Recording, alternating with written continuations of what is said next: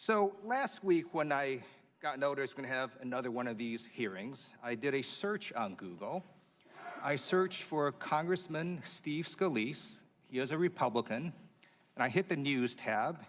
And the first 4 articles that come up are generally pretty positive.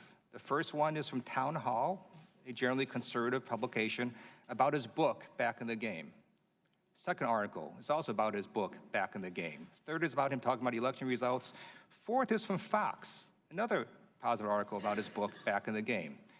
You don't have a group of people at Google, they're sitting there thinking, hey, we like Steve Scalise, so we're going to generate positive articles on these search results. That's not what's happening, right? I'm very glad to see Congressman Steve Scalise fully recovered and back, but we don't deal with individual queries and, with any viewpoint, and so these are our algorithm. Nowhere in your programming code does Congressman Steve Scalise even show up, isn't that right? Yes, that's right. Okay. Now I'm going to do a real-time Google search for a very similar term. I'm going to change one word. So I'm going to search for Congressman Steve King. I'm going to hit the News tab. First article that pops up is from ABC News.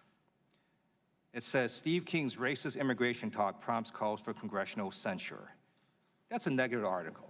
But you don't have a group of people at Google sitting there thinking and trying to modify search results. Every time Steve King comes up, a negative article appears. That's not what's happening, right? We always operate for any query with the same set of principles. We are trying to reflect what is currently, if it is newsworthy, what is currently being discussed about that phrase. Thank you. So let me just conclude here by stating the obvious. If you want positive search results, do positive things. If you don't want negative search results, don't do negative things.